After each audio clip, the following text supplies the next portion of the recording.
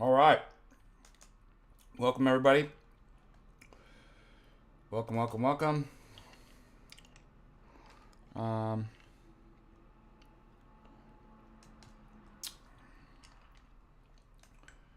don't forget, you can send in super chats here to support us here on Patristic Faith. Like, of course, and share, subscribe. Thank you so much, Crispy. All right, what we got going today?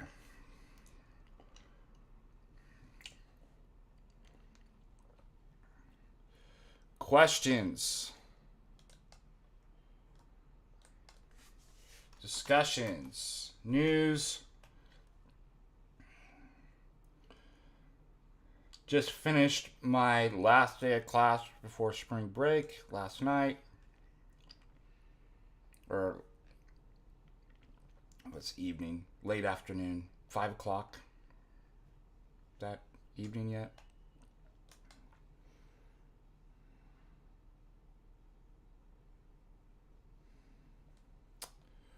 Let's see what this says here.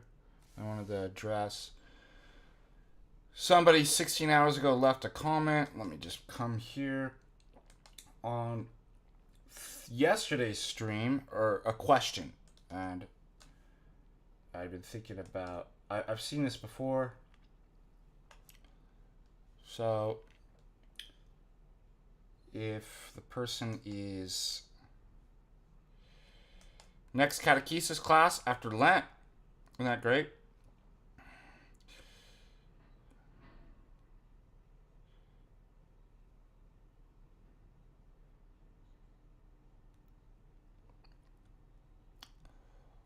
Yeah, sign up for the Montanica. Last 2 weeks, it just kind of, ticket sales just kind of stopped. And I want to encourage everybody to avail of the great discount before the end of the month. Usually it's normal. People kind of procrastinate. I told y'all to start saving your money last year so you can make it out. It really is a life-changing experience.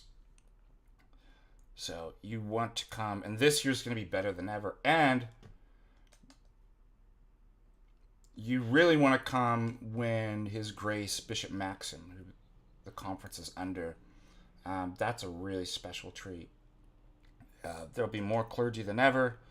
Like I said, we have now workshop with workshop instructors, so less back-to-back speakers, fewer speakers, and more actually practical workshops. It's less exhausting too that way. Events. I think we're doing a volleyball game like we did last year. We have all the tours and stuff going on too, which is really cool. And all right, let's see. What did I want to show you? Catechumen's usually 6 months to a year to become a catechumen, or the amount of time you spend in the catechumen. The amount of time you spend as a catechumen is usually 6 months to a year, but like I've seen people go years, many years. Just depends where they're at, how grafted in the kind of community. What courses? What format? Which courses are you referring to?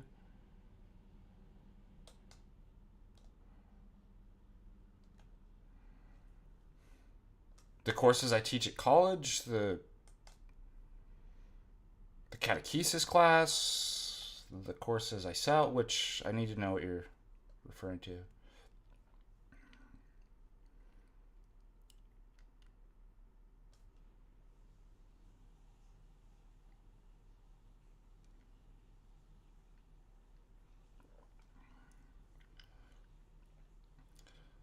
A salutation, you mean the acatist?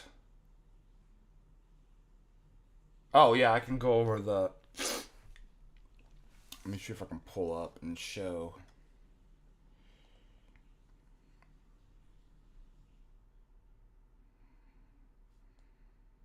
1 second. Just gotta find my million tabs.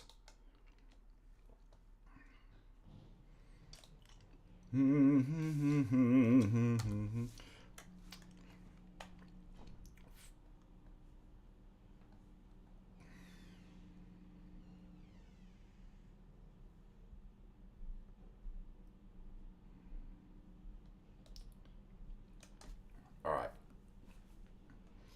Fridays are often dedicated in Akathis to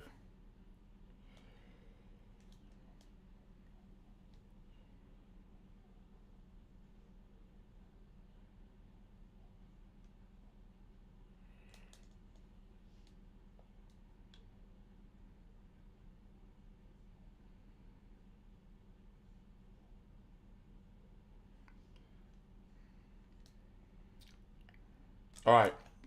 Let me show you here what's going on.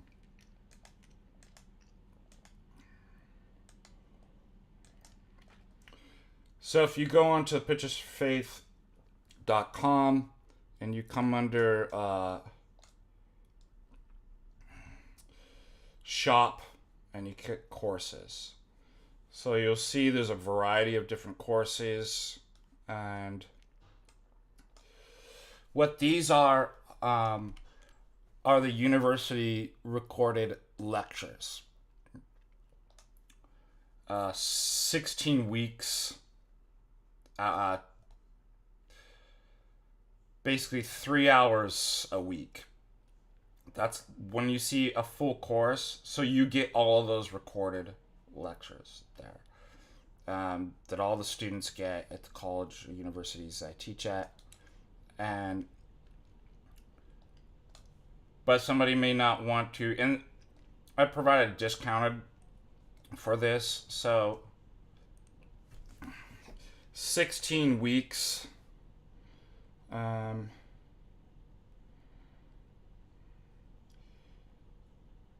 lectures, that is 48 hours of lectures, discounted to $425. And if you don't want to spend, if you just want to kind of sample, you can do a third of the course or discounted for $150. However, Canvas courses are different. That's an actual interactive, full asynchronistic course. And what that includes, that's why the price is higher. Now, what I did to price this is basically do a survey on what courses charge.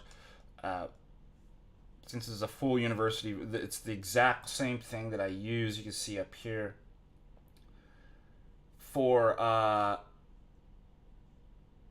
when I teach asynchronistic at the colleges and universities. And not only does that give you 48 hours of lectures, you can come here. I'll just show you how. 1 second.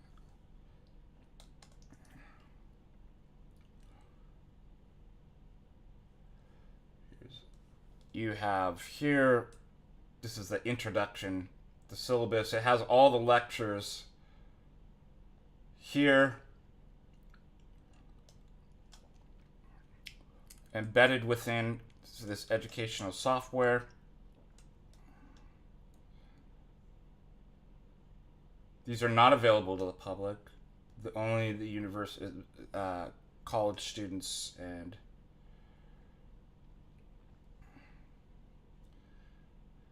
so what is this? 23 lectures.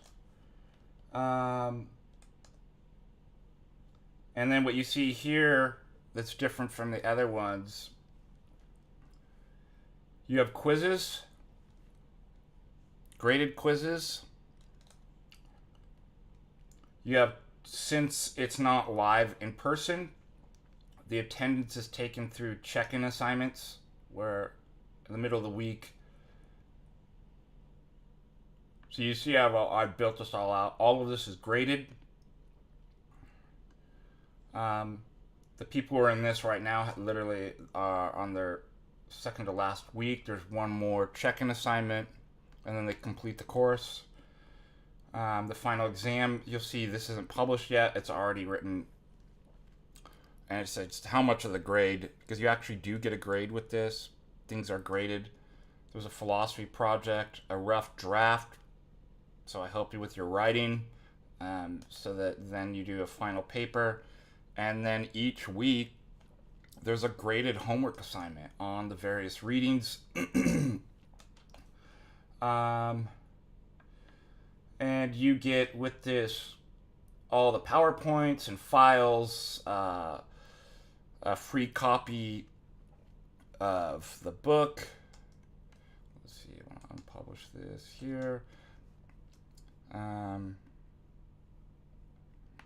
free PDFs. All this is available for you. Plus, you can avail, given your schedule, of an hour live office hours and tutoring session now each week.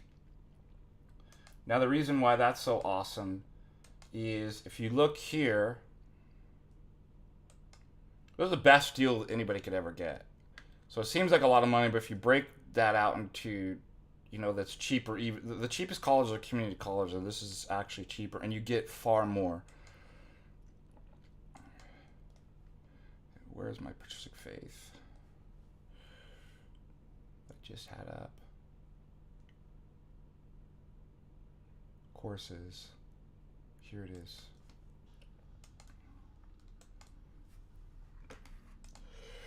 If you see here, tutoring sessions are $90 an hour, which is way below what most would charge for. And these Canvas courses, the university courses here, whether it's the logic or the ethics, or I'm building right now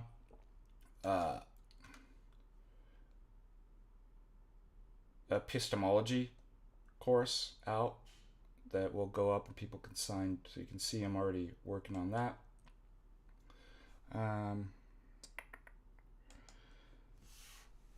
But think about this, 90 times, you could get up to 16. It's all dependent on when you want to do, but you could get $1,400 worth of tutoring just by getting this. So that's worth it, not including everything that you get with that. So it's a really great deal. You can talk to people in our chat here that have taken the course. Nobody's regretted it. They've taken multiple courses on that because it really is. You want to learn philosophy, logic, ethics, epistemology, that's really the best way for the cheapest price anywhere. So that's how those courses are structured. Good question.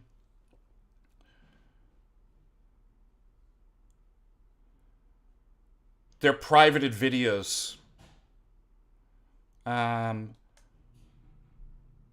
So only people who purchase have access to those videos. But once you have them, You can, there is some legal contracts that you're not to, one second.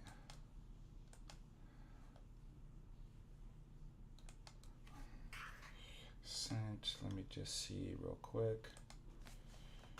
Mark. I want to read the legal contract just so people know.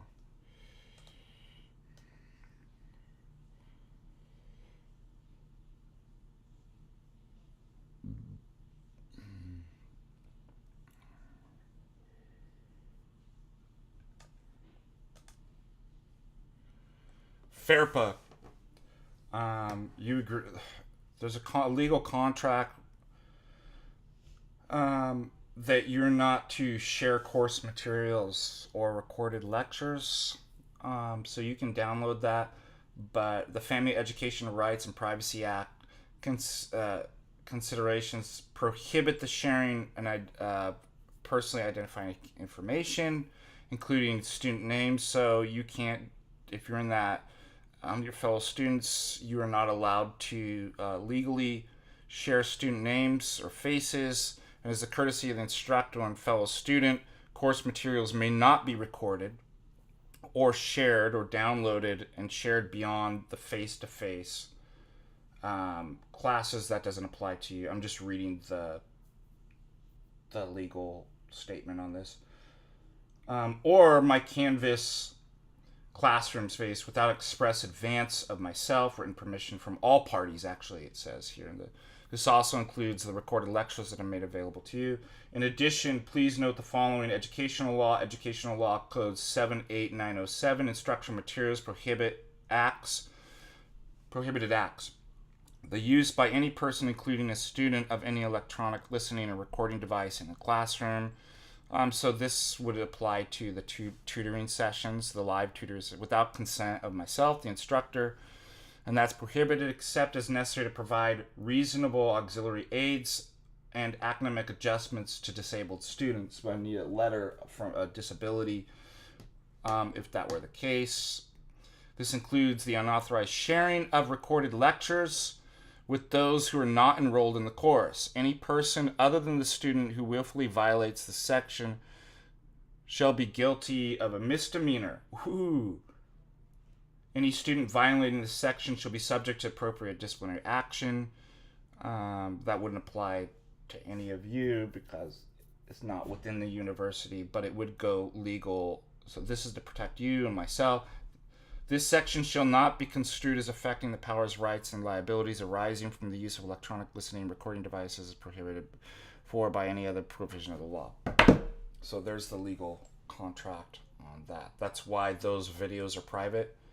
And cannot, and you legally in the contract agree to that policy.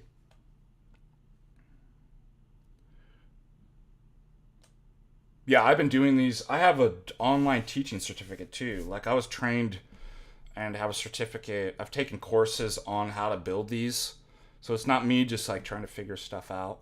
I've actually, with other professors, taken courses and got certified to teach online and have a certificate for that. So that's how I know how to do these courses.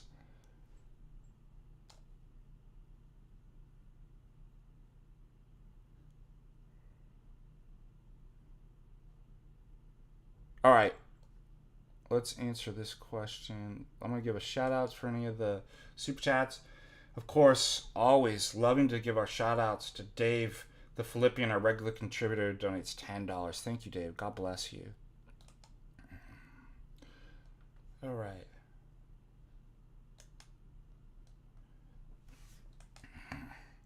Here's a gentleman from Thursday's Stream Mass. I know you skimmed over this a bit in your paper, but how would you respond to the objection to tag that an unknown religion's God could be the necessary being to account for knowledge, reason, etc., given that knowledge itself is a revelation in our paradigm? So would any God capable of giving it be personal and revelatory? So I've seen this objection before. I think part of the problem is maybe it's better to say tag is not an argument. It's the truth. It's a necessary condition for arguments. Because everybody thinks about this in kind of like an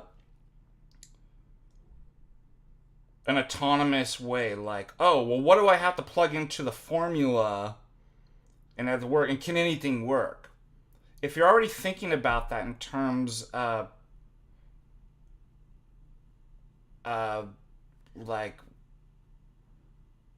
as I just expressed, well, why does this work for? Why does this? You miss the point. Because this is prior to the arguments in logic. It is recursive. You're putting it in the form of an argument. Okay. But it's recursive. The argument itself is pointing beyond what's actually argument. I would say, too, we start with the revelation. We don't start with philosophy and the argument and logic. We start with, is orthodoxy true? We have this historical fact of Christ and and the saints, the church and the service. Isn't that the question we really want to know? Is it true? Not, well, what can I plug in an argument? How do I know that any other one doesn't work? But let me answer that. You'll see, I wonder if I can share. Oh, shoot. So I can't share.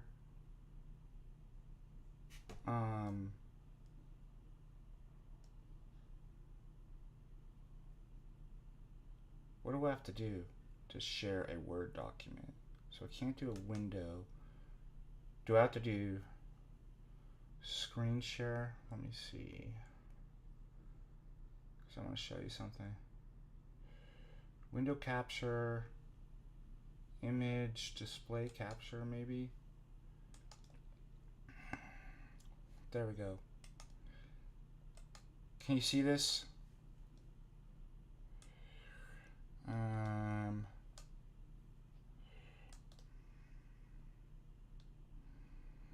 It's my most recent paper, but I've developed this argument before.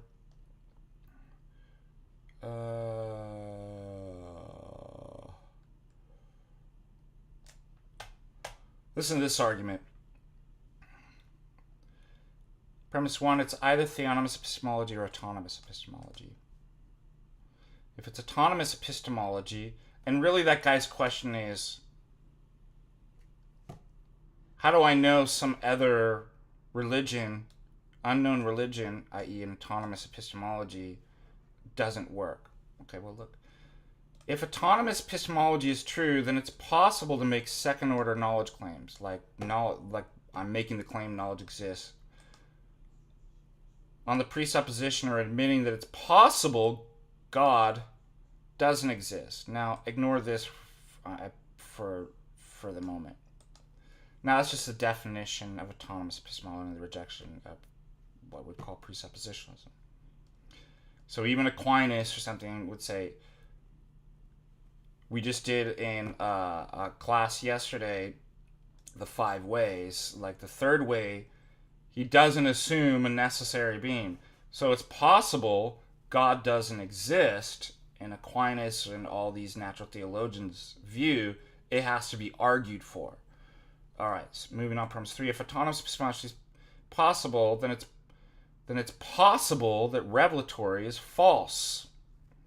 Either God, revelatory theism, or not God, not revelatory. That's an exclusive disjunctive.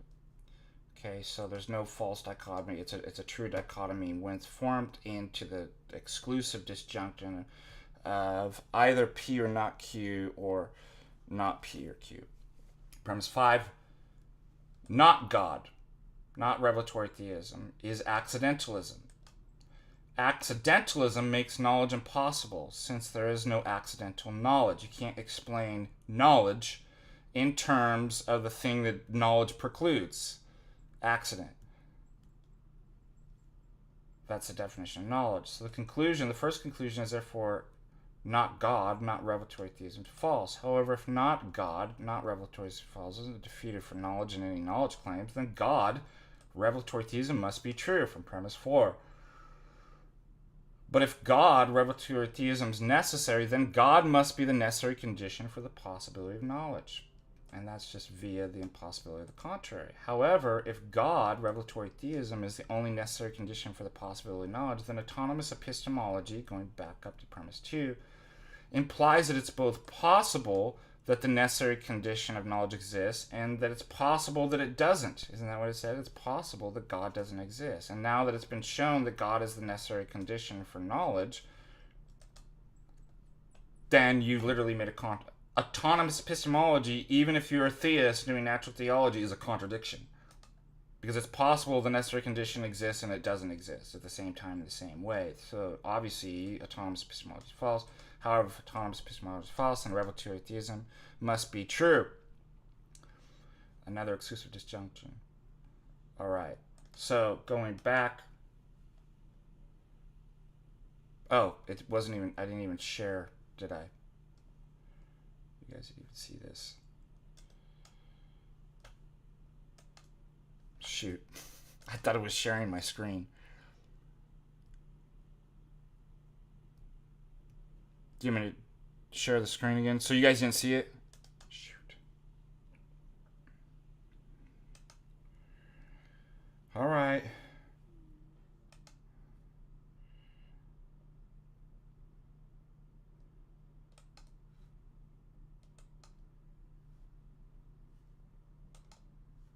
Okay. This is it. Either theonomous epistemology or autonomous.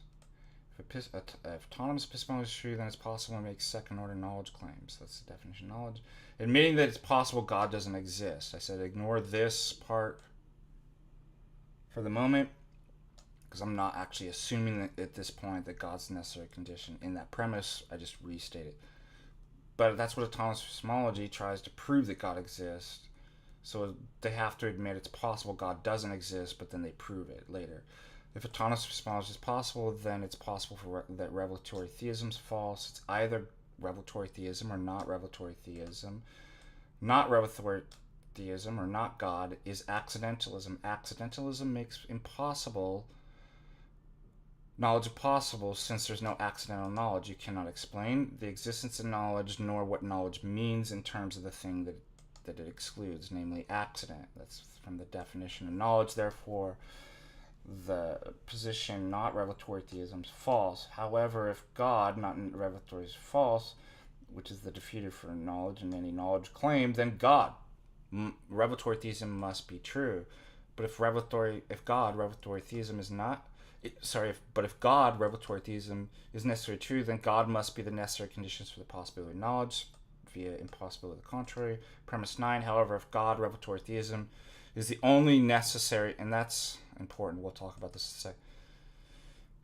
That follows from the exclusive disjunction that revelatory theism is the only necessary condition for the possibility of the knowledge, then autonomous epistemology implies that it's both possible that the necessary condition, i.e. God, remember this up here, exists, and that it's possible it doesn't exist. That's a contradiction. So even if you're a theist and believe in autonomous epistemology, it's false because it's contradictory. However, if autonomous epistemology is false, then revelatory theism must be true by exclusive disjunction. Got it? Okay, camera.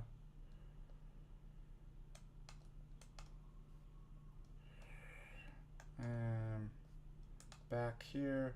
I don't know what happened. Sorry, let me delete, remove. Did everybody get that, or did it end up wonky? All right. So going back to display capture, delete. I don't know what's going on here. Window capture. I want to go back to this question here. Revealed theology. So this gentleman's question, couldn't there be an unknown religion that satisfies that? So not only did I say you're thinking about it wrongly, that like you're just plugging in stuff to a formula, but we're talking about what's prior to the formula. And we're talking about, is orthodoxy true? You start with the historical fact. But that set aside, no, you can't have, if you've just proven revelatory theism, you can't have a revealed, unrevealed religion be an unknown religion that's incapable of being accessed or nobody knows about. Obviously, is not going to work. You're back into autonomous epistemology. Because notice what this individual did. He appealed to a possibility of something being unknown. His starting point is his own mind. If your starting point is your own mind, then we're back on autonomous epistemology. We start with the given of the historical fact of Christ, the church, the revelation of the saints, and ask if it's true. And then we find out, by thinking about it reflexively, that it's the only thing that could be true. It's revelatory theism. So he's still stuck in autonomous epistemology. Second, as you reflect on the whole paradigm, the kataholos of orthodoxy, you see that it fulfills all the necessary conditions for the possibility of knowledge. So it's not that I just prove orthodoxy by starting with the logical argument that I gave and impossibility of the contrary. Orthodoxy fulfills all the necessary conditions. It has explanatory power, justificatory power, it's revealed, it's personal, like all these different things. It explains why the laws of physics are the way that they are, regularity of nature, morality, how knowledge is possible, nature of human beings and the nature of things in the world, such that we can know, etc. That's internally consistent, which is one of the... But it claims to be uniquely the only one that does this. So, no, you can't simply copy and paste in your autonomous epistemology, but how do I know? What if there's unnecessarily revealed, unrevealed religion that's identical to orthodox? Do you see what the issue is? In some hypothetical realm that fulfills all the how can it fulfill all the conditions if it excludes all other paradigms from being able to do that? It's uniquely... So no, nothing else will work. Not any God will work. You can't just plug in. You don't just start with the formula and like, well, what things can I plug in? You start with, as Scripture says, God is the Lord who revealed himself. Is it true? And upon reflection, you see it is uniquely true. It's making these unique claims. Then you can actually go through the impossibility of the contrary and go, well, look, there's nothing that you can... Like, part of the condition is that it's revealed to man, not some unknown thing that we haven't discovered yet. So I thought that was a good question. It comes up a lot, and I thought I would address it. What are your thoughts?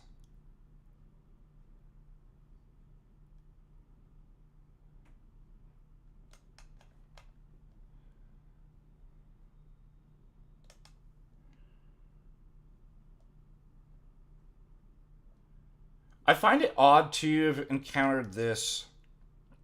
I think we talked about this too. I actually do believe this argument is the strongest sort of argument one could ever give.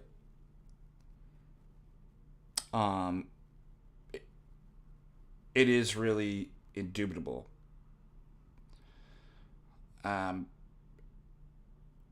However, I find it odd that everybody seems to be Cartesians and thinks that you have to have some type of apodictic and indubitable argument to be justified to have knowledge that orthodoxy is true. Nobody believes that anymore.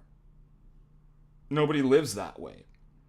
So why is it that you think that you have to have that level of certitude, indubitability, that you have to eliminate every possibility, even possibilities you haven't thought about? What about the unknown religion in order to know that orthodoxy is true? And if you know that orthodoxy is true, part of the truth of orthodoxy is there are no competitors. You're justified and you don't have to worry about... So even if I didn't present that strong of an argument, you still know there is nothing else.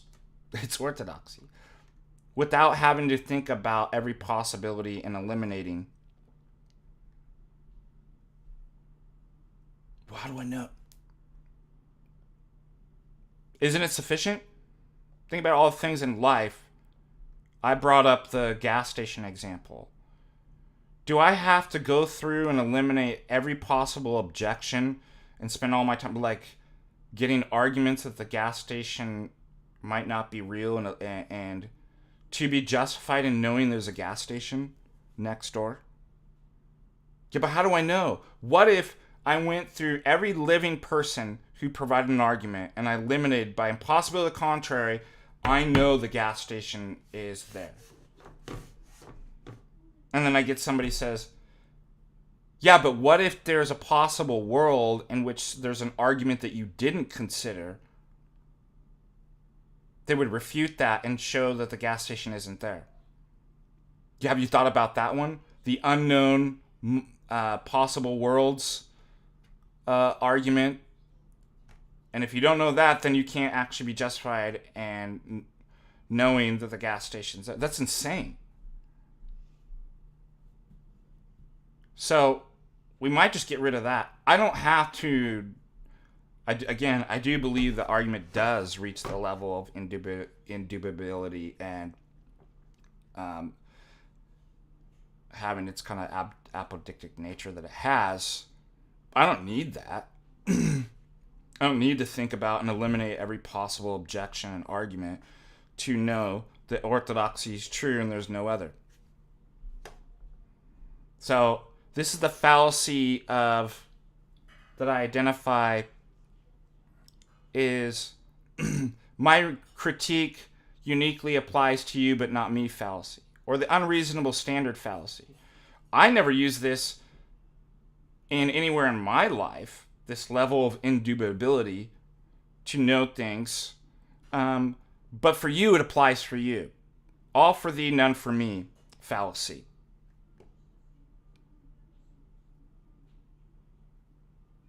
Thoughts, questions? So it's a sufficient argument even if it didn't reach that level, but it does reach that level. So anyways,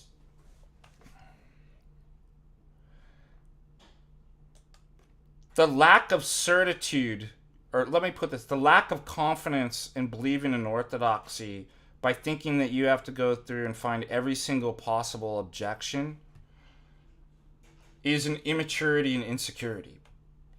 So it has nothing to do with arguments. It's a psychological, intellectual, and spiritual state. That's why usually it doesn't matter how many arguments I get. Like, there's something going on in in yourself that makes you insecure. You're not confident. Oh, but if I just went through and saw 1,000,000 objections refuted, then I would. Really? Would it?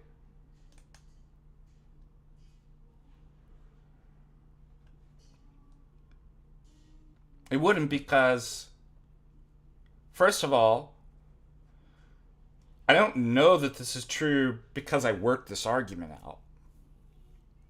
I don't know that God exists because I went through all, the hard work of logic and analytic philosophy and epistemology. Because I don't know the faith up here. I don't know God up here because I worked him out through all the arguments. I know him here, noetically and mystically, because God has written himself upon my heart. He has revealed himself to the human heart. Not the human, not the human mind. The human mind piggybacks on the heart. Whatever it says is true is an emergent phenomenon from what the heart knows. St. Paul says all men know that God exists. God's existence, St. Paul says, is clearly not... Notice the word he doesn't use is only if you do all these arguments. It says clearly. Clarity doesn't need arguments. Clearly known from the things he has created, even his invisible attributes, such that all men, not just philosophers, all men, that includes babies too, are without excuse. St. Paul goes on to say that, but men suppress the knowledge of turning themselves into beasts, basically. How do we suppress that? by the doubts, by letting the demons get the better of us, by building autonomous systems that change the meaning of the term God, who God is, what God is, and the chatter, the logosmoi, quiet and suppress what you know in your heart. So I've always known God. I was talking with my wife. I'm like, there's a lot of things I can relate to in life. I can relate to being a sinner. I'm a sinner. I can relate to despondency, depression, despair.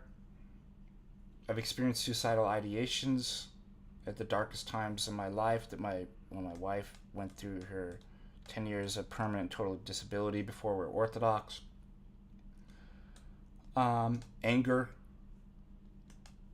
thugness, almost everything. Suffering, extreme suffering, can relate to that. What I can't relate to is doubt in the existence of God. I've never had it. I've doubted what men have said about God, or what I'm being told. I have never experienced any, I don't know what that's actually like. So when people are like, I'm doubting the existence, I'm like, I don't even have the hardware to understand and process that. What that. All I can do is go, do they really not know? Are there really people who don't know? Well, all I have to do is, the only place I can go is Scripture. St. Paul says, no, that's not possible. There's nobody that doesn't know God. So what happens then is there's a suppression and a quieting of what people know in the heart. Probably for various reasons, as I'd outlined. So again,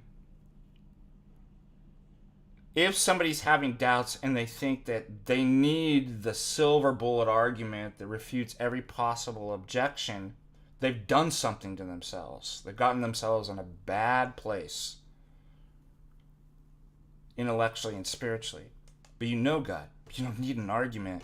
So what were you doing? What were you involved with? What were your thoughts? What's your history that got you to now not know God?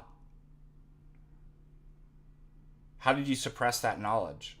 Why are you having those doubts? And the insecurity that you think that you have to eliminate we see this on the Discord all the time. How do we answer this objection, Father? How do we answer, I was talking to this, and how do we answer this? What do we say? Do you know how many messages a day and emails I get? I'm like, who cares? Like, why do you think you have to go throughout the entire internet and eliminate every possible objection? Because you're scared. You're insecure and you're scared and you're doubting that God's existence in orthodoxy might not be true. The problem isn't the mind because you don't know God in the mind. So me giving you and going through all the arguments isn't going to solve the problem. I can do it. I've done it. I just wrote another paper on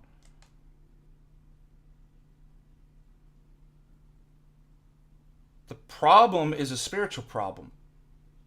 You did something to yourself that you're scared. And you're insecure of something that was so clear and manifest and secure. And you need to fix that part. You need to fix your heart. And we have a program for that in orthodoxy. So all of these arguments, these philosophical arguments that I do,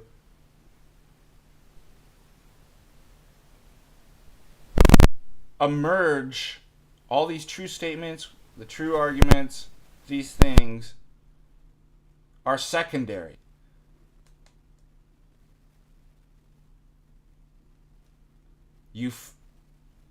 They emerge from a knowledge of God in the heart. How do you fix that mindset? You go to therapia.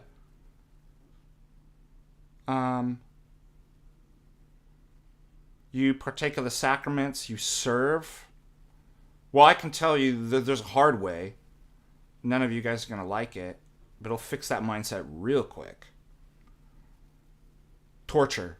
extreme suffering, it becomes real. All these stupid philosophical arguments go away. I was just talking to my class about this. There's kind of been a running theme lately about the saints of the prison. And at the philosophy conference, a professor from Bucharest came and talked about the concentration camps in Pest.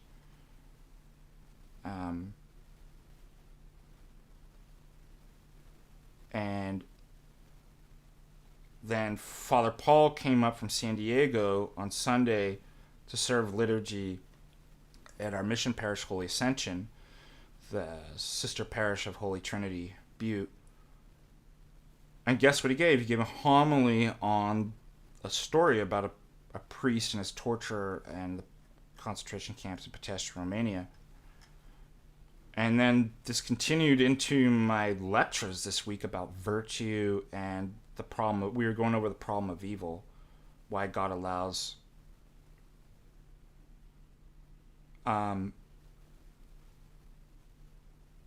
terrible things to happen like that. And one thing will be real clear is if you went through that level of suffering, you'd know. It's just, it's literally an either or.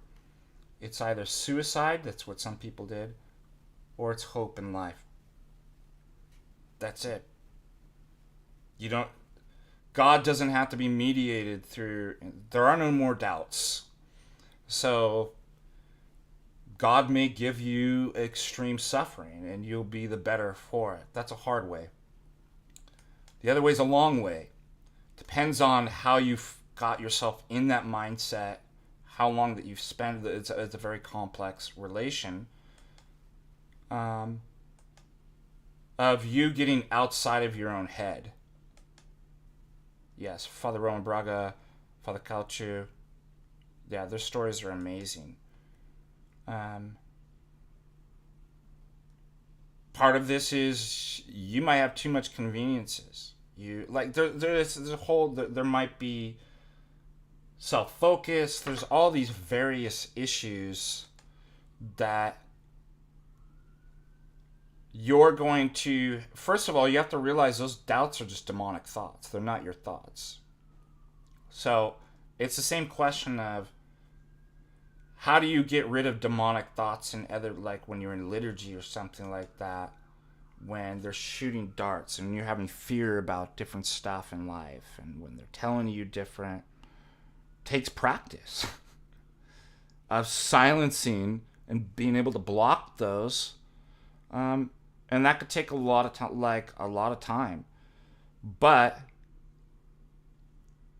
if you spend enough time with a person, you know them. You no longer have any doubts about whether they exist and what they do any more than my wife. So each person's different. Like the level and participation in the church and how long they need to spend in the rehab program to kind of fix that is going to differ. But like that does work. But it's always on you. You can always be working the steps of the program just as much as the person who's healed and give into and despair. You can turn your back at any time.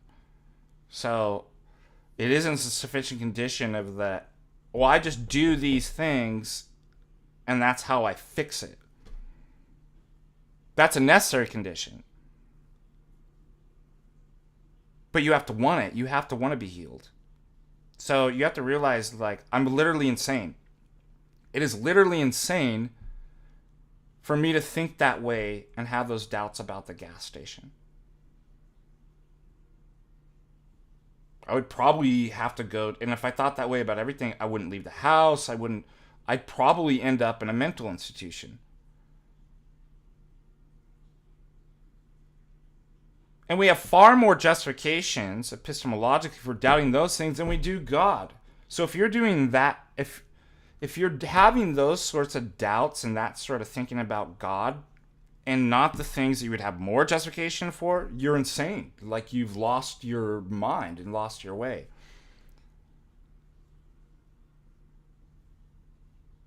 And it's spiritual as well. You have to go to a rehab to fix your... And God's going to say, like Christ says, do you want to be healed? Now, if somebody was sent to a court order rehab, they could do all the steps. If they don't want it, and they could want it at certain times and turn their back on it. I don't want to recover from this addiction. I'm just being forced to do it. They will not be healed. So, you're asking for, what do I got to do? What are the steps? Well, there are no sufficient steps. Like I said, you could do all the steps of the program and it's not going to work. It's not a magical formula. You have to want it. And there's a mystery of the relationship. Those are just the necessary. You can't get there without those. But you have to want it. Every day, I want to be healed.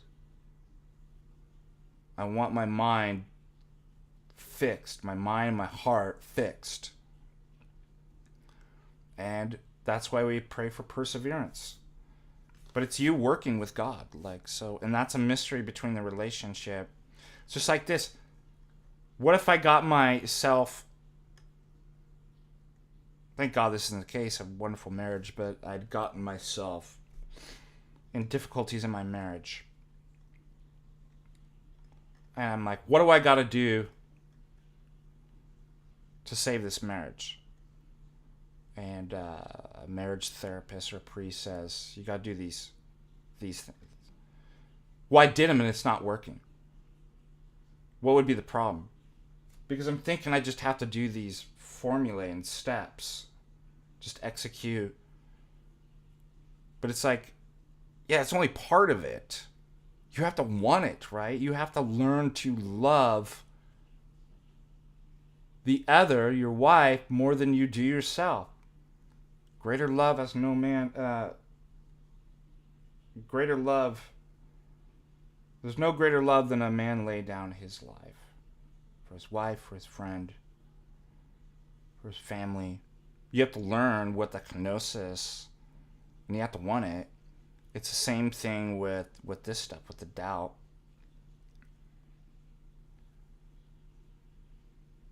Yeah, can you imagine faith alone? Well, I just have faith like... I just signed the contract. That was it, sweetheart. That's God's done all the rest of the work.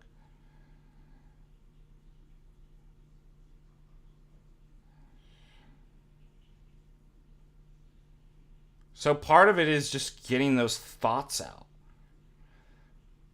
And it's always a mystery. Like, how do I, if I get myself, if I'm in a slump, how do I get out? Well, you just got to do it. Like, if I was scared to jump off, let's say there was a lake, because I remember doing this, off the cliff into the lake. How did I overcome that? Or if I was looking at a huge surf or like a gnarly ski hill, I'll stop thinking about it. Because I'm just like, it just has to be done. You just jump. Jump off the cliff. Paddle out.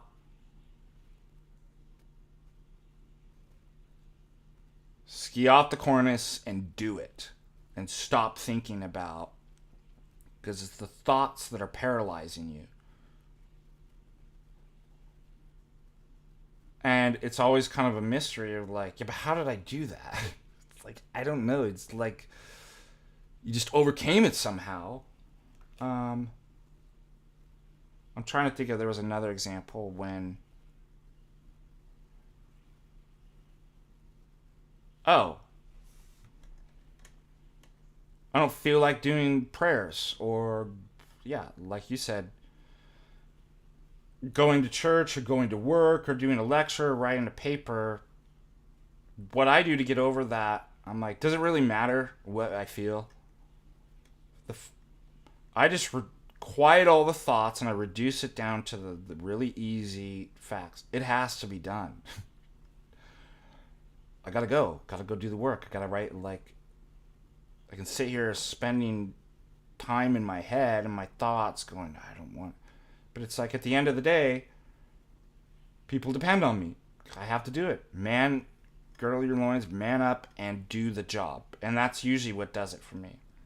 Just like stop thinking, stop being in your head and mulling over the thoughts because they're demonic. The more that you play with them in your head, the more they're going to drag you down. So it's just get up and go. That's it. And that's certainly a masculine quality and virtue that we need to instill in the young men. That's what a man does.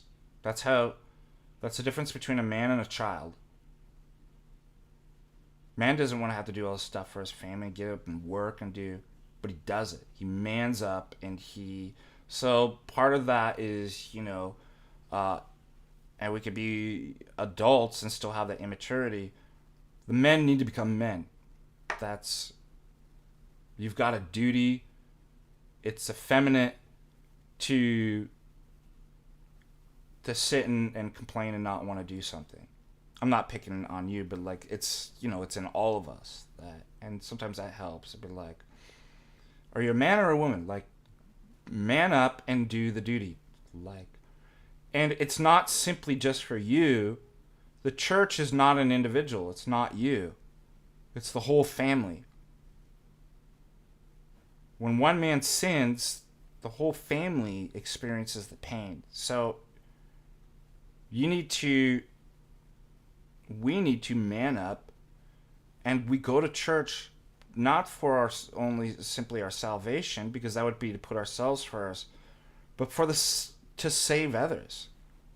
That's a profound thought. If you're not going to church, you're in some sense even jeopardizing the salvation of others. You're making it more difficult for them. So a lot of these things are self-focus. Stop thinking about yourself and start thinking about they need you. I mean, it's easier, at least for me being clergy, because I signed up for. I'm like, okay, it's no longer. I made a conscious effort, literally signed ecclesial forms where my life is no more about me. Probably the same way that, we don't have children, but if you got yourself in a rut with children and you didn't want to do stuff for your children, parents are like, my life's no longer about me. I got to do it. It's my children. I'm certainly that way with clergy. My life's not about me. I've got to go because these people their salvation depends on me. More so, obviously, with the clergy, but it applies to you as lady. The people in your parish salvation depend on you going.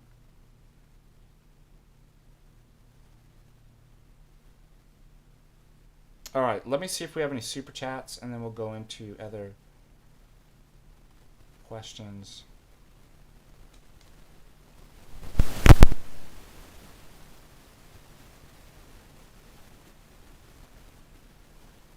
Wow. Dale just donates tips $20. Thank you, Father Deacon. Thank you so much. Pete gives $5. Your words are very encouraging. This is where I'm at as an Orthodox inquirer. Really needed this. Thank you, Dr. FDA. Thank you. God bless you. Other questions, concerns?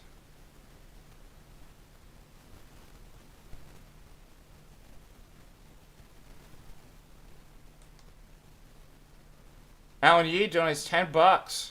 Sweet. Awesome. Thank you. God bless you.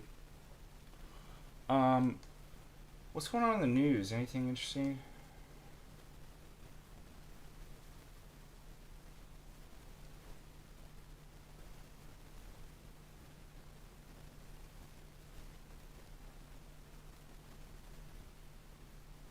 Why am I being added by a groiper? Let's figure out. This is interesting. I just popped up.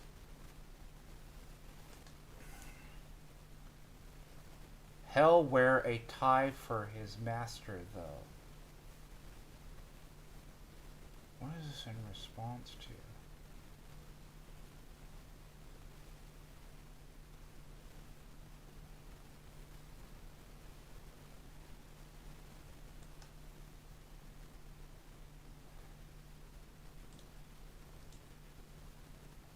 Oh. I remember this. I'm not even call her sister. I'm gonna call her Vasa Constrictor. Vasa Constrictor.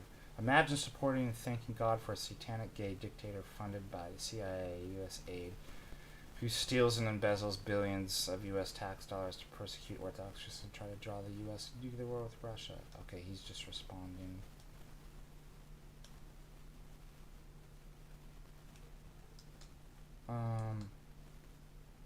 Who is David? That's interesting. I wanted to see.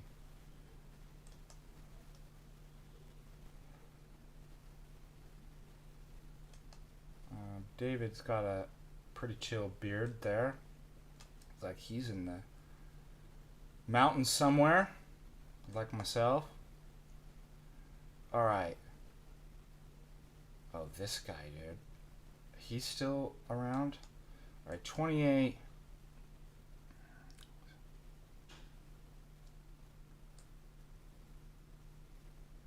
Dr. Steve Turley's pretty cool. What do you guys think about Dr. Steve?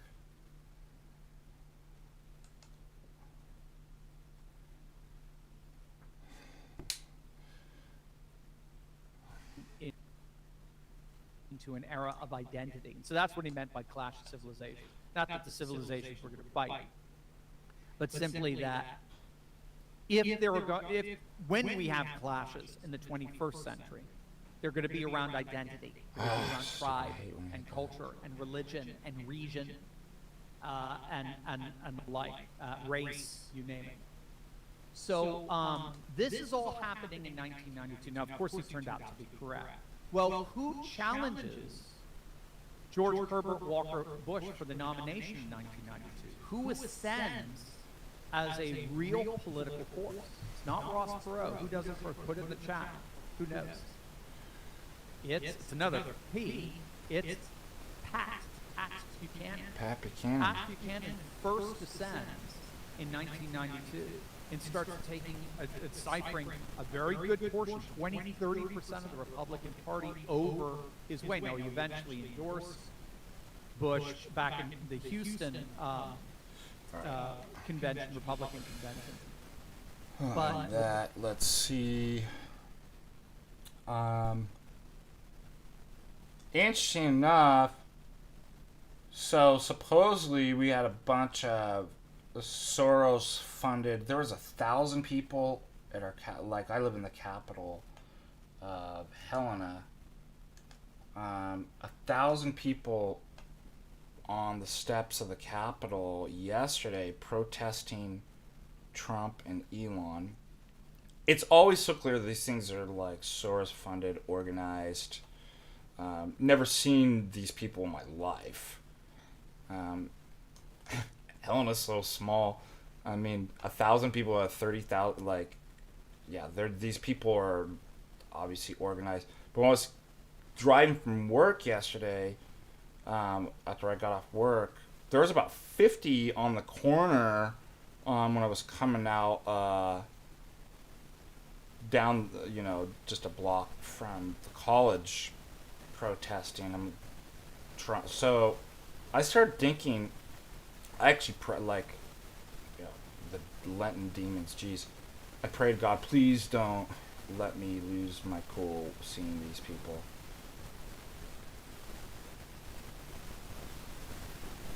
The audio went bad.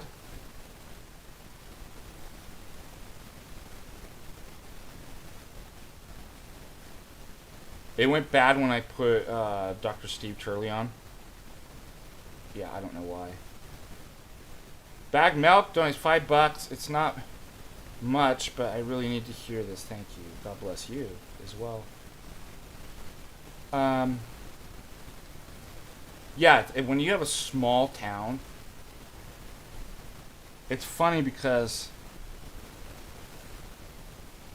there's white noise. Does it change? 1, 2, 3.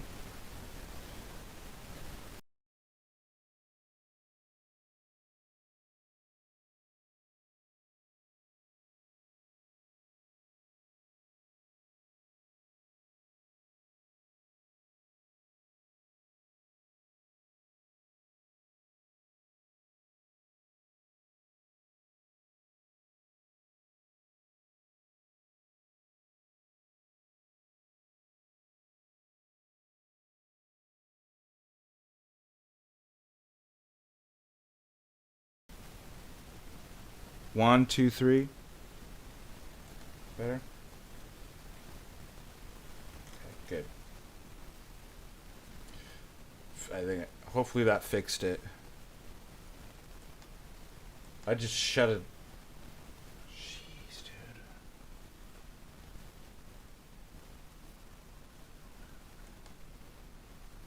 Should I reinstall my audio mic? Input capture?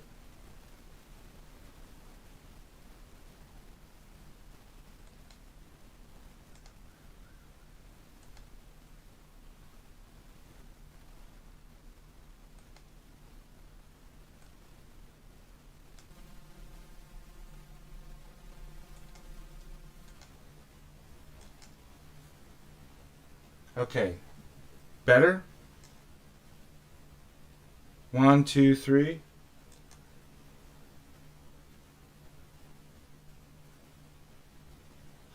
Any static?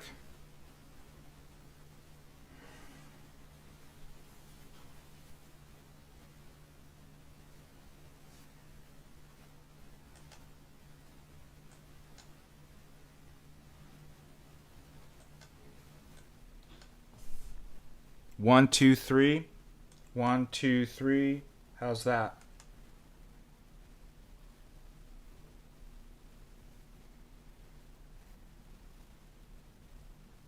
Okay. That's good. All right. Don't know. So it's gone now, right? It's all good. I just deleted the audio input and reinstalled it, shut off the preamp, and then back on. Okay. I have no idea why that is happening. But that stuff drives me crazy.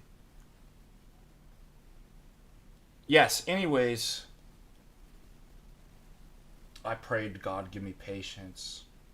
But I was looking at them, I'm like, first of all, they all look exactly what you would think.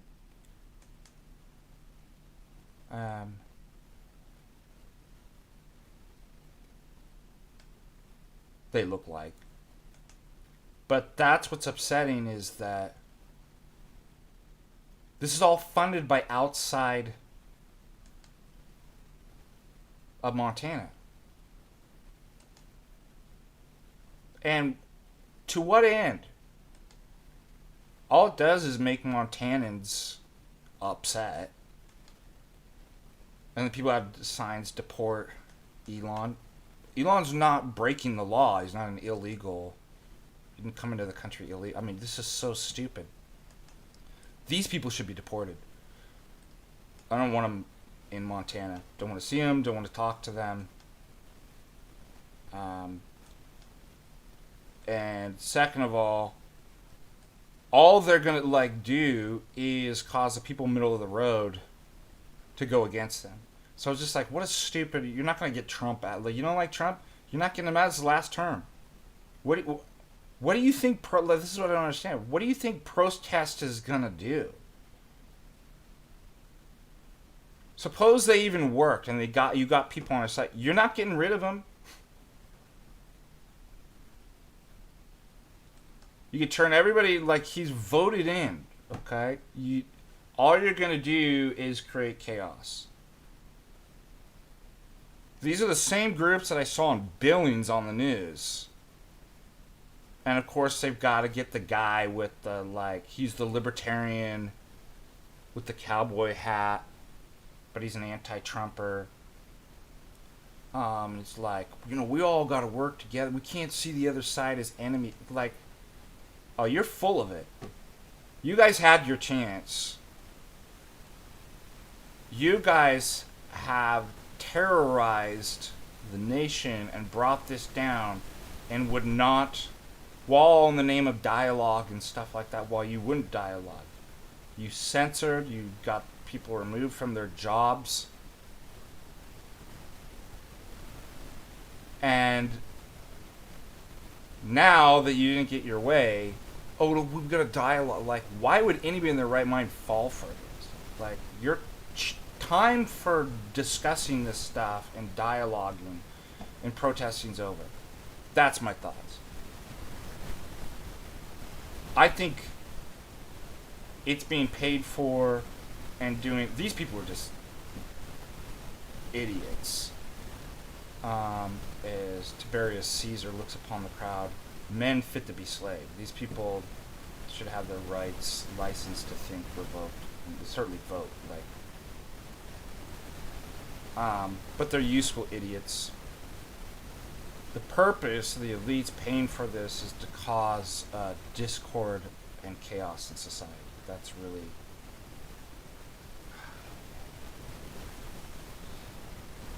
It can't just be...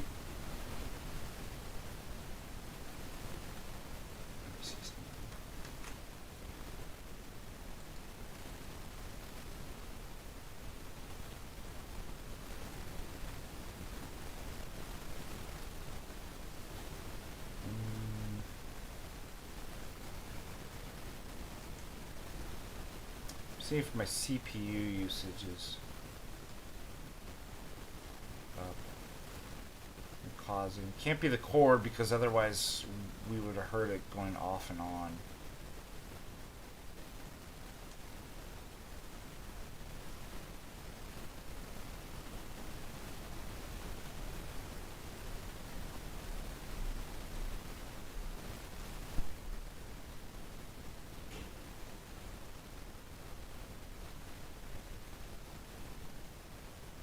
My CPU usage is pretty high. I'm gonna see if I can close down.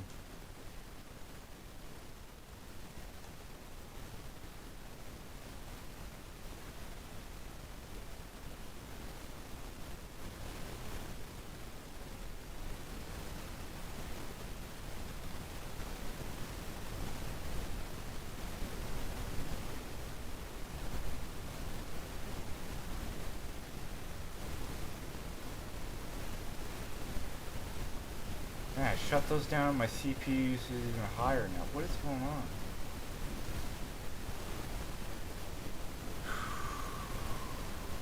Something. There's no fans. There's no rain. It's my computer. No wind. Not the cord. My CPU is jumping up to 90-95%, and I'm shutting down programs, and I can't figure out why.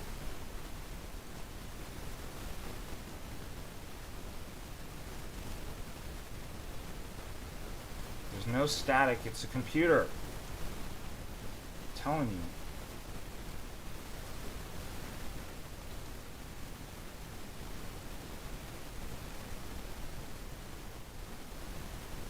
Is it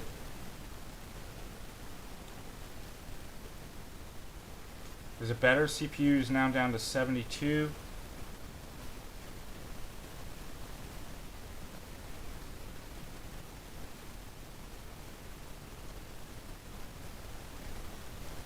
I'm gonna mute this and see if it goes away.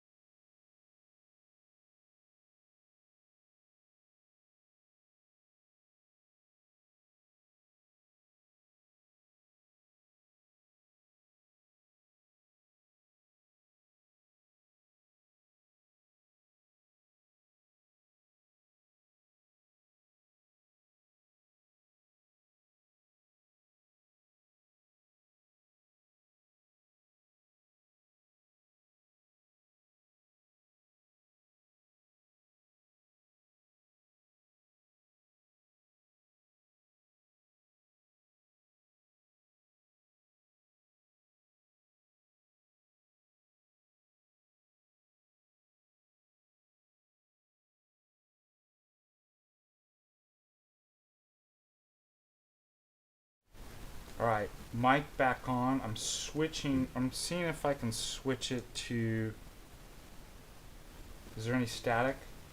I'm seeing if I can switch it to the computer and we'll find out exactly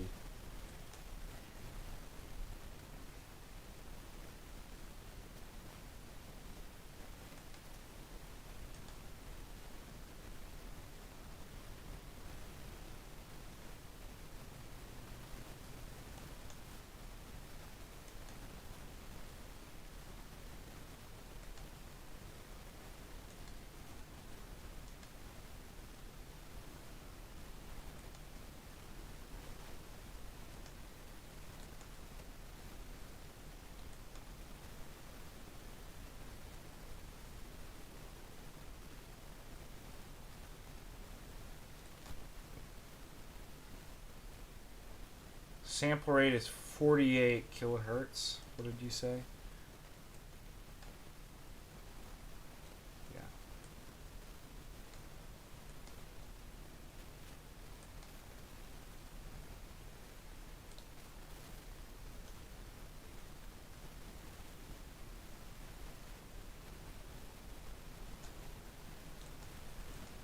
I have no idea what's going on.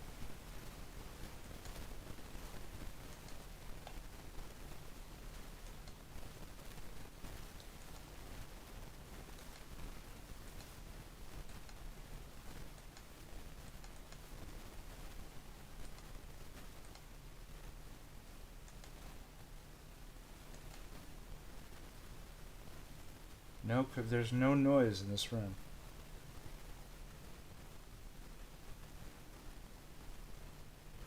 Well, nope. No cell phone proximity. No fan, no rain, no wind. Cable's not bad. It just started. I thought it was the CPU usage. I got my CPU usage down. Thought that was interfering.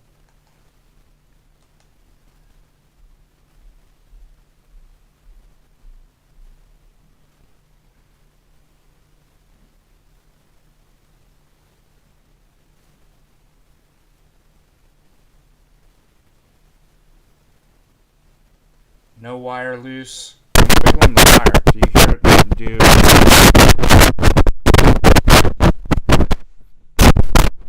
Anything? See, it's not the wire.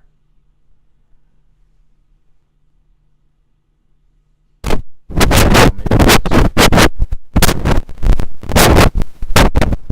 Was it the wire? Maybe I get a new wire.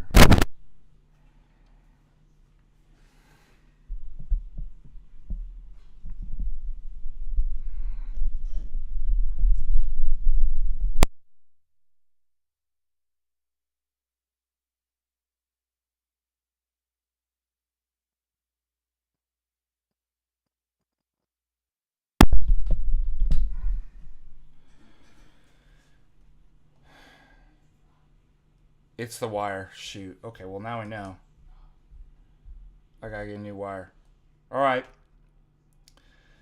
Well, that pretty much wraps up anyways. It's clear. After all that work, it's fixed now. Let's see if there's anything else. And let me read any super chats.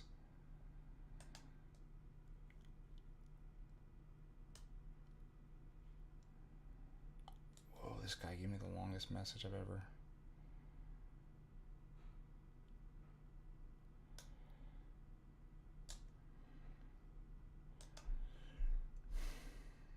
Super chats? Anybody?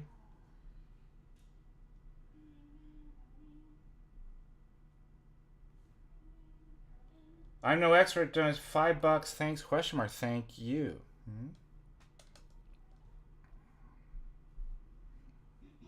All right. What else?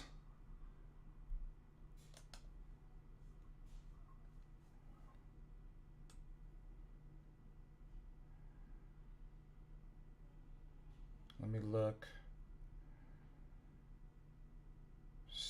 Church in Serbia.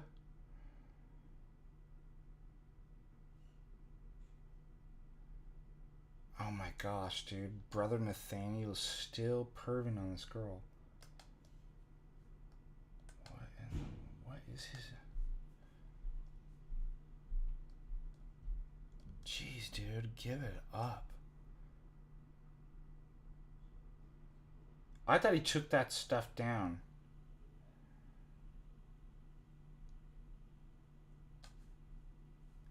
Oh, I'm a celibate monk. Wish I was 20. Well, I stalked this girl. Gee whiz, dude. What does David say?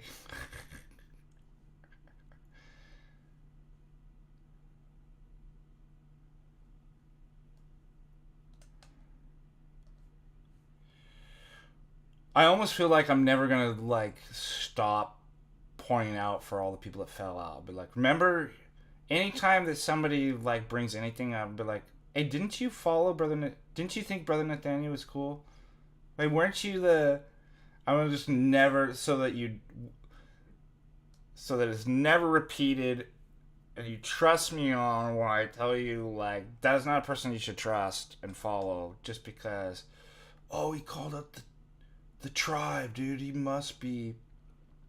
Is that all it takes? Like, let's say a demon visits you and calls out the tribe. Like, that's all it takes for these young Zoomers to be like, oh, dude, sweet.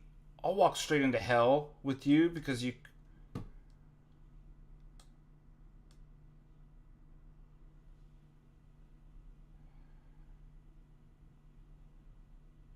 DMT opens a portal to hell.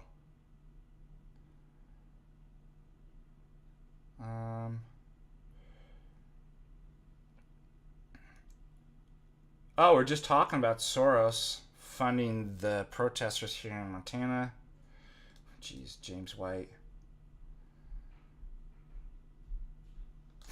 Chase. Awesome. I can just hear Chase in it. Awesome. I'm glad Timothy D. Easley will join you. He's super uneducated, not able to support a single one of his positions. Hence why we won't debate. You'll make North expert a lot easier. Yeah, thanks for... What's Dugan saying? Trump himself banning... I don't know. That's harder to... Alex Jones is certainly not. So, notice with this... If you play politics... And I was saying it's a great... Like... Ain't nobody gonna get anything done in politics going against these guys. So, does it make them Zionists? Like, no. Like, we're not at the stage where you can have politicians going and... So, sure, maybe they make deals with the enemy. Yeah, what's going on with her?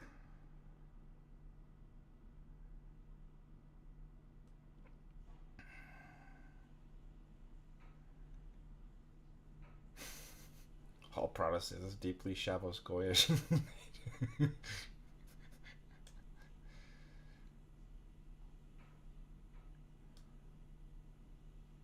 Everything's about the tribe. Every single... This is crazy. What's going on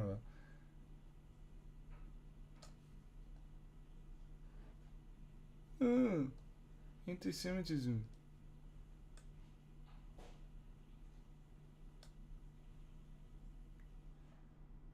Yeah, let's see what it says. A good old buck.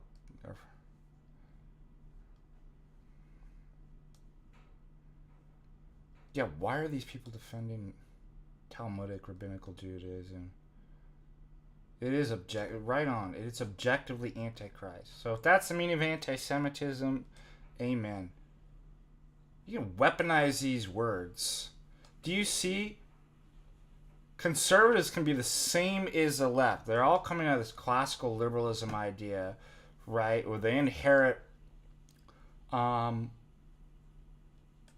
Rousseauian kind of idea. And I'd say postmodernism too, where, hey, the right, I harp a lot on the left and liberals, but the right kind of the exact same thing. They weaponize a word. But our word, they'll do the same thing. Anti-Semitism and stuff like that. And purposely leave it vague. To what? As a power move. They don't care what that word means. So now I'm harping on the right and the conservatives. Right? They want to silence you.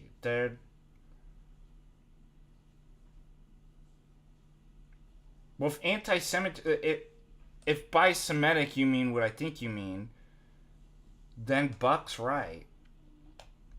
That is a culture and religion that's anti-Christ and the synagogue of Satan. So, what's wrong with being anti-Semitic then? Like, to be anti-Christ.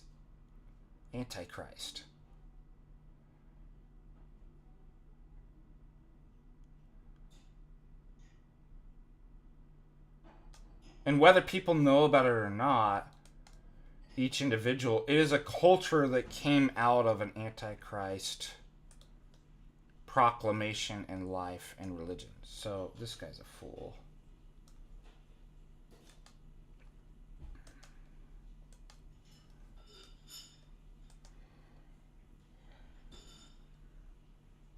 Yeah, St. Ignatius doesn't exist.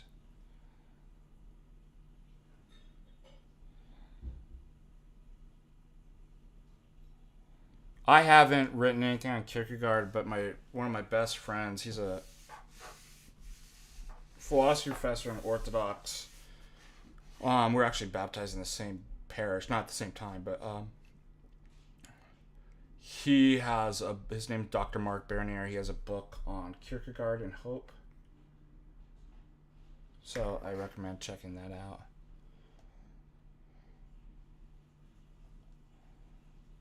Let me see if there's any more.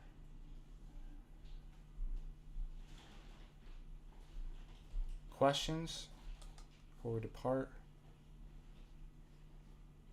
Yeah, total psyop, dude. I can't believe people.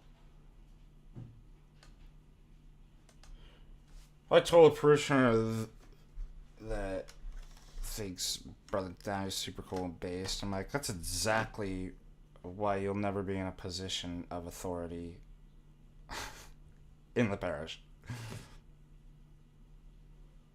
Like, if you lack the discernment to see, like, why would we ever want somebody be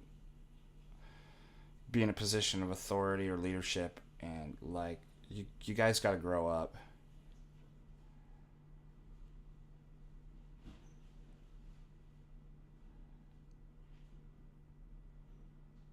Yeah, they keep it a bit. That's what I was saying. The left and right can have definitely stuff in common. They keep their sorcerer words, their magic words, their spell words. They're purposely kept vague enough that you could pack. Like, you don't actually know what it means, but it's not the purpose to convey meaning. In that, it's a power word. It's to, which is interesting enough that their lenses, oppressed and oppressed. That's what they're actually doing. They believe that, but then they actually do. They use the word to oppress you, to push you down, to silence you.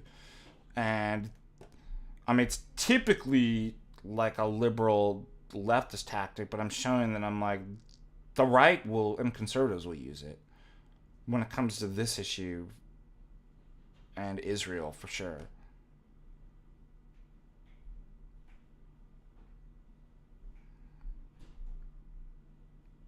So what happens if you own it? Be like, amen, absolutely. Yep.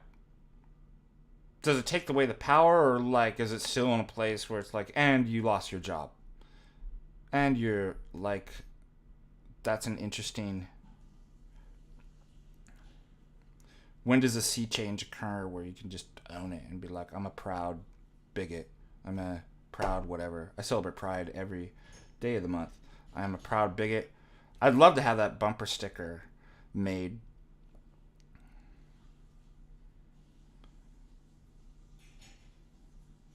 Winning with bigotry every day.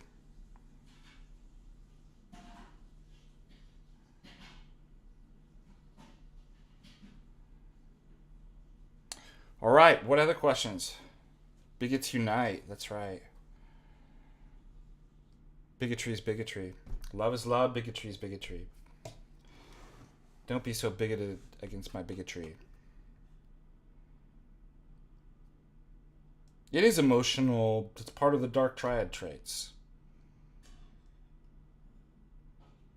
They don't actually care. Like, they're these are attributes of the sociopath and narcissist.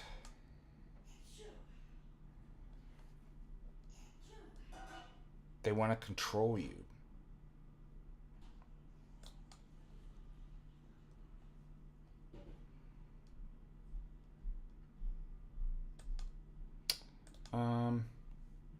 What else before I depart?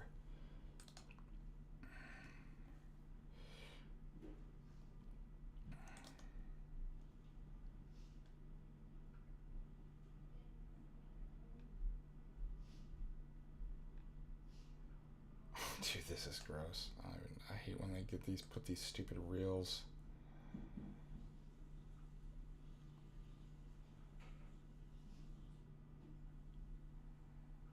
I gotta show you this one. Must be a theme running today. I don't know what's going on. Father Joseph, when you can't enjoy movies anymore because you know they're just Talmudic propaganda.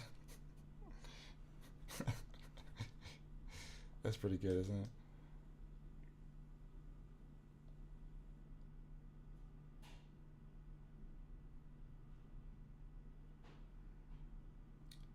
Somebody had a question about ecumenism.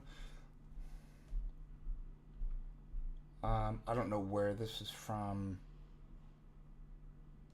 But 1983. Oh, it's an anathema. Those who attack the Church of Christ by teaching that Christ's church is divided into the so-called branches which differ in doctrine and way of life, where the church does not exist visibly but will be formed in the future. Oh, I like that. This was bigger. When all branches of sects or denominations, even religions, will be united into one body, and who do not distinguish the priesthood and mysteries of the church from those of the heretics, but say that baptism and Eucharist of the heretics is effectual for salvation, therefore, to those who knowingly have communion with the aforementioned heretics and who advocate, disseminate, and defend their new heresy under the pretext of brotherly love or the supposed unification of separated Christians, anathema.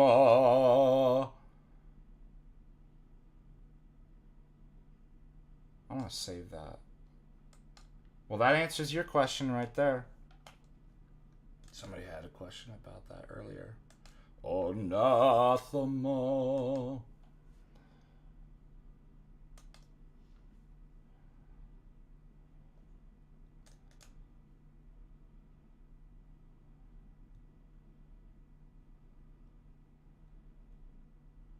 Who's giving communion to Catholics and Coptics? Like, that's definitely an excommunicatable offense.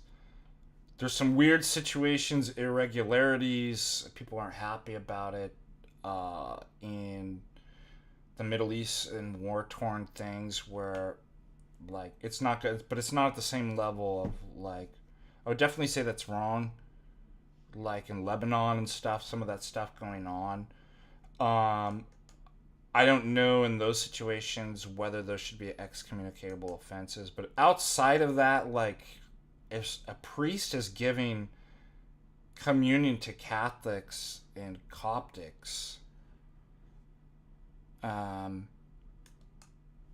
yeah. Chrismation over baptisms, fine, it's acceptable. It's not ideal, but that's not an issue you have to worry about, and there's no problem with new calendar. It'd be nice if we're on one calendar, and I'm old calendar, I prefer that.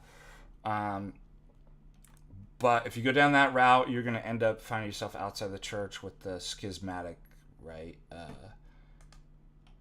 Which are all just a bunch of feds and autists and pharisaical legalists that literally divide. Like, you're going to become a schismatic and leave the church over a calendar issue. Oh, but it's all ecumenisy. It's the Masons controlling all the, like, this. It's insane. Okay, yeah, wish it didn't happen. See, these people are incapable. Somebody with the tism, religitism, are incapable of any nuance. Everything's black and white, rigid. This is what I'm talking about in the Therapia workshop for the hyper-religiosity. It's actually a mental disorder. That's why most of these people in the schismatic actually suffer from legitimate mental disorders. Yeah, it doesn't matter. Like, the calendar stuff doesn't. So it seems it's like, yeah, I wish that didn't happen or whatever. Like, it isn't simply because they were trying to. There was elements of that. It's just like the same thing with, like, yeah, there's probably people that in the Orthodox Church don't want to baptize and do chrismation because they're ecumenist. Like, is it all reduced to that? Is everybody like, no? Is the calendar issue already like, no? It doesn't all reduce to ecumenism. There are elements in that affect it different, like, but that's not what explains it all away.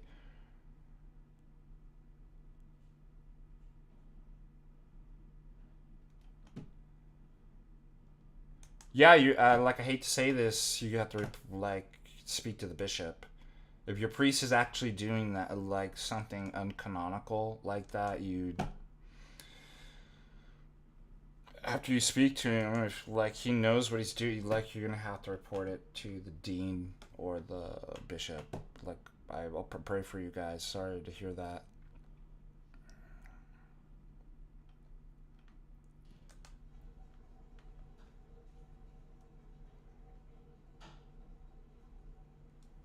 Priests can't be running around doing whatever they want outside of the faith, outside of a bishop and their synod. Like, we're all held accountable for what we do. We're all under authority and swear allegiance to protect the canons and the faith, and the life and dogmas of the church. All right, any other questions before I depart? Leave you guys depart. I got to get ready to go up to.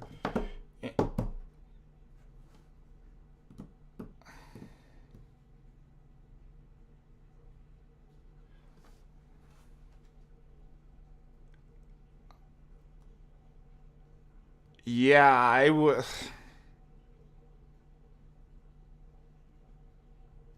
I mean, you can't technically call them martyrs. They splayed.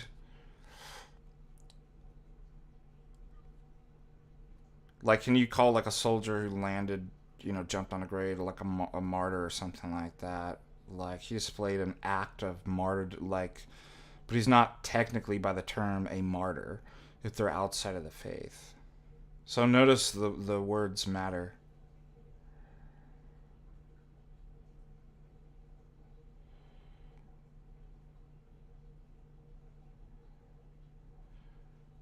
Yeah, it's unfortunate. What am I gonna say?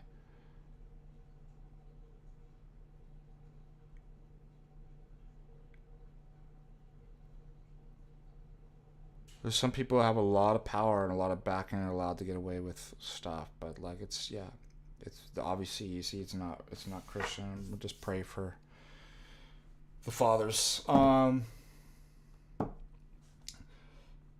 going to Kalispell this weekend for services, so I need to start packing and get ready to go to serve with Father Paneotos in the community up there at St. Herman's. And then I will be away next week. I'm then going to be skiing from Monday to Thursday at the wonderful mountain Whitefish because on my pass I've got every year I get 3 free tickets. And so I need to get ready now. So God bless you guys. Thank you for joining prayer. So I won't see you until Friday, a week from now. Please keep me in your prayers. God bless you. Thank you all for your support and your super chats, for your prayers. May God give us strength this Lent, keep us, preserve us, and protect us against the wiles of the devil and the enemy. And till next time, God bless you guys. Thank you.